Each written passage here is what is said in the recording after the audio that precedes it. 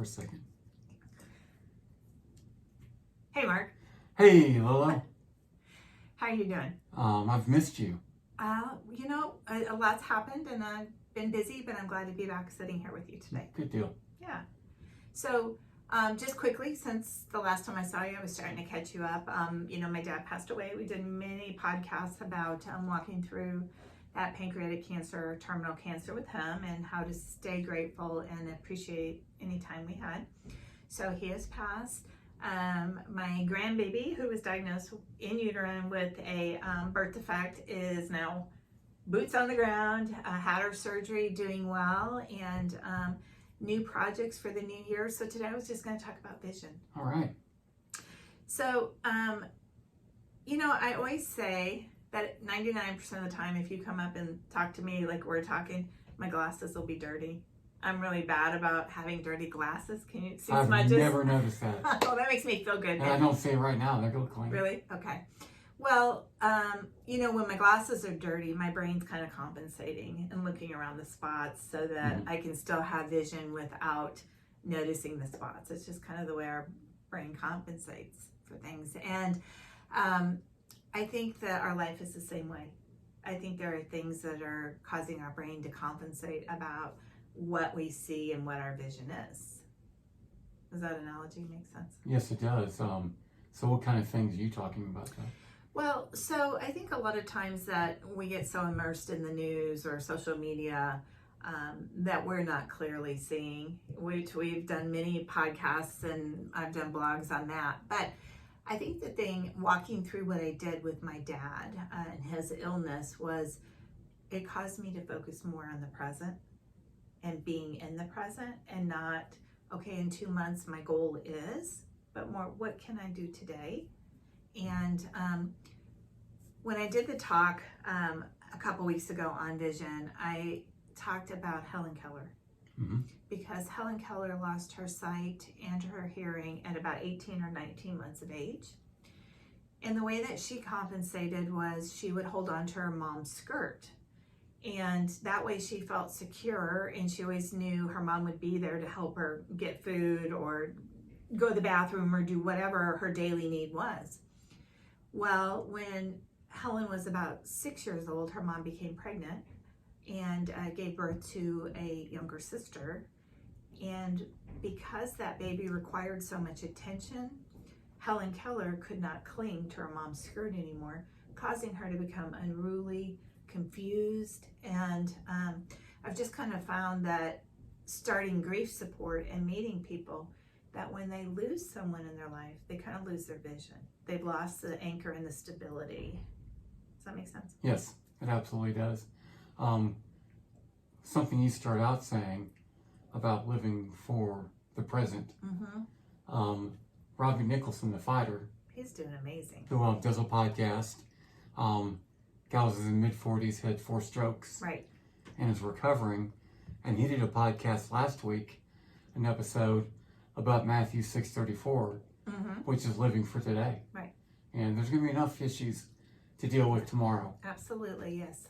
And so it's just interesting the way both of you are touching on that. And I'll tell you what, I'm as guilty as anyone, and you know this, about getting lost in all the news and things I can't control. And I have found that when I stop and just start focusing on my world, and I know I'm a part of a bigger world, but when I focus just on my little community, it's a lot easier. Right.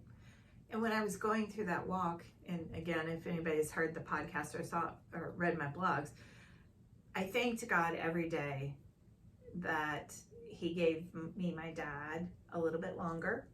They allowed me some time to talk to my dad about his faith, allowed me the flexibility in my schedule to sit with my dad on all those telemedicine visits, because I knew when the diagnosis of pancreatic cancer came down for a 78-year-old man, that was going to be a tough walk to come out on the other side. And, learning about being in the present. So knowing that my dad had an appointment, being there early, getting a cup of coffee, spending a little time with him, and then no matter what we heard, understanding it was God's will, but we were together, and it was that day. It didn't matter what I had scheduled the next day. And a matter of fact, through a lot of that, I wouldn't look at my schedule like for the following week. I would just kind of, the night before I go to bed, I'd kind of see that I'd had commitments, but then I'd get up and face that day. And I think that really has helped me understand my dad's death, because when it came time for hospice, I realized that sitting there holding his hand or listening to anything he had to say was critical for that moment, and God wanted me to be focused. How'd your dad take it all? You know, he wanted to continue to live, but my dad knew from the very beginning, he always said he had a terminal cancer. He had a friend that was diagnosed with pancreatic cancer a few months after he was, that didn't seek the same treatment that my dad did, and he passed away in 4 months. So my dad saw that and knew that the outcome probably wasn't going to be good. He was very concerned about making sure things were in place for my mom. And my mom was very much in the mind, which we all were, he's going to overcome it, because they had both overcome cancer before. So, you know, I think where I am now, because now I've started some grief support projects, that was God saying, pay attention to every step, recognize the suffering that comes with it so that you can help others. And you were there for your mom as well. Yeah, I'm still there for mom. Yes, you are. A lot, yeah, which is great because I love my mom. But my mom is really suffering. Is she? Yeah, she is. Because I've seen her twice. Yeah. And I couldn't tell. Yeah. Which, She's strong. But, yeah. But no, you have to think, if you've been married to someone for 59 years and you met him when you were 16, dated since 16, you know, she's like, she said something that I kind of feel bad that I had to put in perspective for her, because she said, I've known him almost all my life. And I said, well, Mom, I have known him all my life. So, and I felt a little guilty about saying that, but I did kind of want to recognize that my brother's in grief, my aunt's in grief, my uncle's in grief. We're all in grief together. And I learned that people truly have different vision when it comes to grief, you know. You mean like handle it differently? Yeah. Yes. Yeah. Truly. Yes, without a doubt. And, you know, I've caught myself wondering several times whether I handle grief properly or not. Because especially if the person that passes away is a believer, I handle it completely different than if I'm not sure, or if I know they're not. Right. To me, it's a whole lot easier if I know they're a believer. Well, here's something that truly made a difference. And when my dad was, before he passed away, he was unconscious, and they had a hospice chaplain come in and pray for him. And my dad said, and again, he hadn't said anything that since early morning that day. After he was done praying, he said, there's somebody at the door. Jesus is ringing the doorbell. And I immediately thank God for that peace, to know that my dad was seeing Jesus and was going to heaven. Now, because of my faith, I understood the grace and mercy God was giving me in that moment. And I've repeated that many, many times, because a lot of people won't see me crying and being sad because of that peace I know.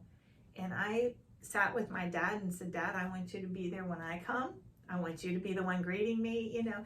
And I think so many people misunderstand heaven, and we're going to do another video on that coming up today on, man, we don't understand how glorious it is. And you are like me, you have the peace of the Holy Spirit, and you're in tune with that. But I would say most people aren't. And that's why they can't kind of understand how to move through grief. Well, it's got to be rewarding for you too now, to a certain extent. I think it'll, as it goes on, for lack of a better way to put it, you've got the grief ministry now. You're helping people handle that, and that's huge. You know, it truly is huge. The best piece of advice I can give people is you know, my mom's like, well, they said this to me. People don't know what to say, and they try to say something. Yeah. My biggest piece of advice is don't say anything and just offer a hug and say, I'm praying for you, and stop there. Don't say anymore. You don't have to keep going. And my mom looks at it this way. She said, she wrote thank you cards to people who sent her a sympathy card. And she said, because people took the time to think of our family, I want them to know how important that was. And I thought that was beautiful with my gratitude ministry, you know, Exactly. seeing my mom do that and kind of seeing her process it through gratitude. I kind of chuckle because it's so above and beyond and not expected. Yeah, I wouldn't expect a thank you card for something. For a sympathy card. Yeah. But you know what? It really warmed my heart because she appreciated what others were doing. So anyhow, so there you go. Vision. Well, great. Yeah.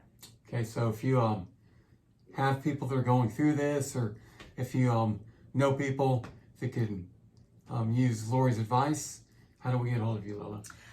You can go to my website, gratefulgratitude11.com. You can contact me through that. Also, you can read my blog at gratefulgratitude.net. So I kind of got both those. Super. So until next time, thanks you guys for watching, and thank you, Mark, for visiting with me.